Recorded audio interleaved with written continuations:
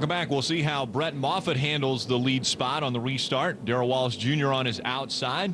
Sergio Pena and Matt DiBenedetto still making up row number 2. Out of turn 4, green flag back in the air. Great restart for Brett Moffitt. Darrell Wallace Jr. able to get down in front of his teammate Sergio Pena. Now DiBenedetto's on the high side.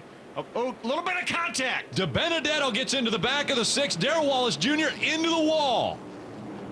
How about that? Yeah, lost a bunch of positions. They're trying to work his way back in line right in front of the 71 of Eddie McDonald. Let's see what happened here on this restart.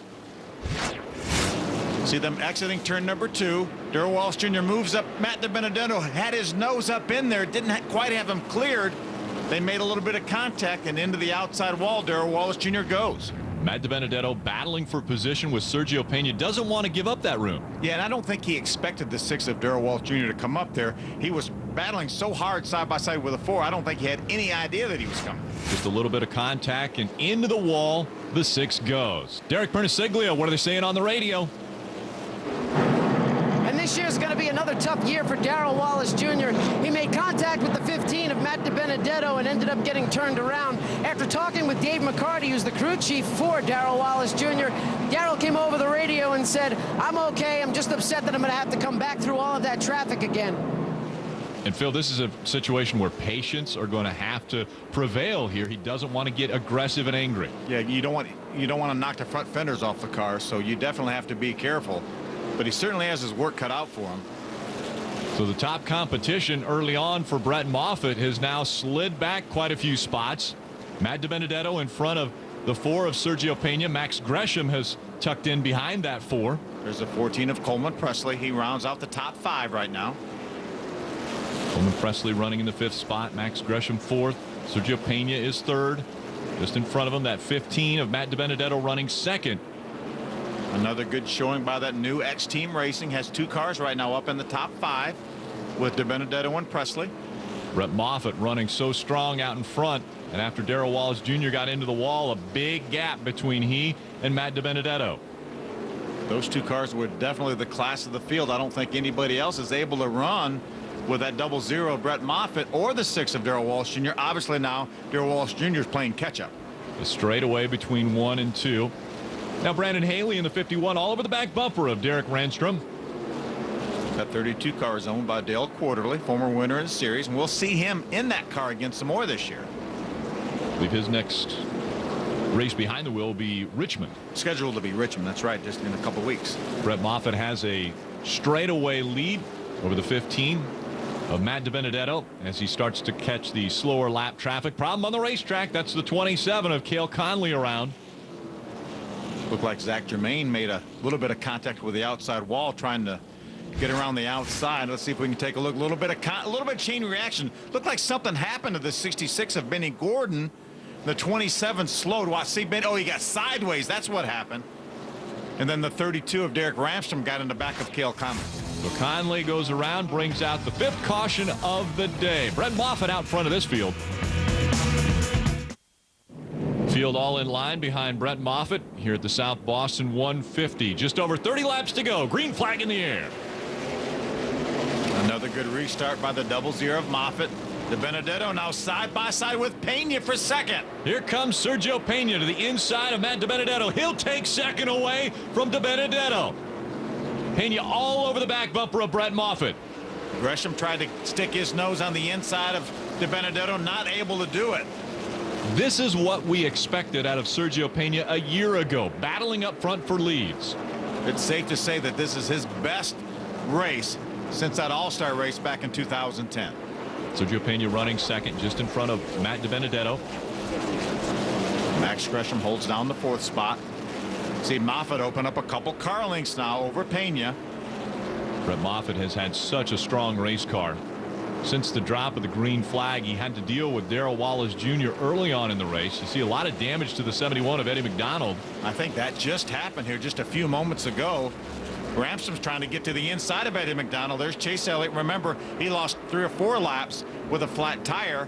Brandon Haley, the 51, inside of Chase Elliott. The nose of that 71 about to come off. NASCAR will probably be looking at black flagging that race car. Out in front, though, the double zero. Still holding on to position. Sideways is the 51 of Brandon Haley. He made contact with a 9 of Chase Elliott. Brett Moffitt running so smooth now. We see the battle for ninth. Alex Bowman, DJ Shaw. Shaw with some damage to the left side of that race car in the 60. Alex had a great run at Greenville. His first time out in this series, finished in a 3rd spot. Back in 2008, he won the most USAC races across all their platforms, the most of anybody. There goes the 32. Derek Remstrom getting by that 71 of Eddie McDonald. Now Chase Elliott's going to try to get by as well, but Chase a couple laps down. He is able to get by. A lot of damage on Eddie McDonald's car. The NASCAR officials have left him on the racetrack thus far. He'll continue to run short track racing. Just 25 laps to go. Brett Moffitt in front of Sergio Pena. Now we see Eddie McDonald coming to pit road. He may very well have a left front tire rub, so as well as a right front tire rub. He's got quite a few parts of that car rubbing now. Too bad for Eddie McDonald, 6-time winner in this series. You come down pit road just like for Chase Elliott. You come down pit road for any time at all. If you came down pit road and didn't stop in your pits, you'd lose at least a couple laps. So Brett Moffitt continuing to click the laps away. Under 25 to go. Just about a full straightaway lead right now over Sergio Pena.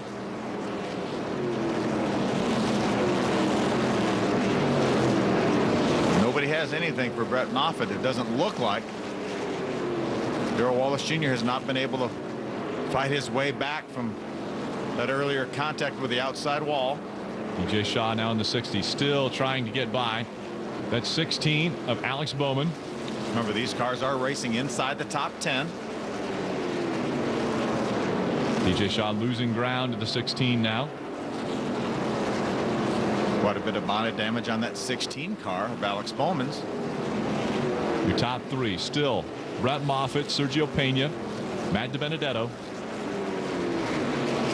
Racing continuing all the way around this track, and you see the gap now beginning to build between Bowman and Shaw. Daniel Suarez on the outside of Ryan Lynch. Battle for the 16th position. There's Michael Cherry, the 8 car. Remember, he's had trouble.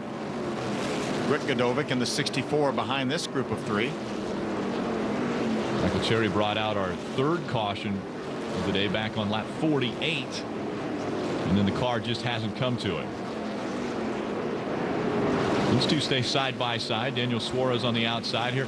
Brett Moffitt still trying to get by the slower lap traffic, catching up to that 0-3 of Cody Hodgson.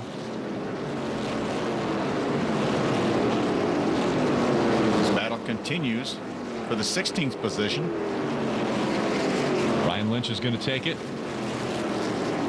He has a preferred line, and now the bumper in front of that 12 of Daniel Suarez. Now Michael Cherry is going to try to make his way by on the inside of Suarez. Just behind him, that 64 of Rick Godovic. Interesting story. Rick Godovic and his son Brandon both running for Rookie of the Year this year. Both with yellow stripes on the back bumpers. Rookie of the Year, father and son.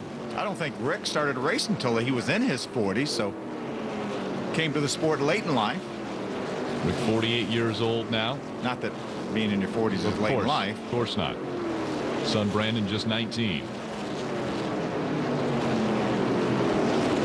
So Rick Godovic trying to get by Daniel Suarez while we see the 8 Michael Cherry on the back bumper of that 37 of Ryan Lynch.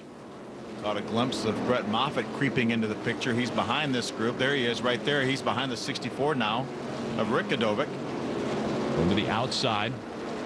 Moffitt we've seen run the entire car to the inside of that yellow line. Now running a little bit different line around this racetrack. There's Darrell Wallace Jr. He's made his way back up into the top 10. Right now he's in the 8th spot. And started on the pole after getting into Matt DiBenedetto, and then the wall. Dropped all the way back out of the top 10, but has worked his way back up to the 8th spot. There's Andrew Smith, the 62. That's the 7th place car. Coleman Presley, the 14. That's 6th. I'm impressed with Darrell Wallace Jr. He's been able to patiently work his way back up, not be too aggressive yet. As I say that, he about puts the bumper to the 62 of Andrew Smith. Meanwhile, Brett Moffitt, again, a full straightaway lead now over our second place car of Sergio Pena.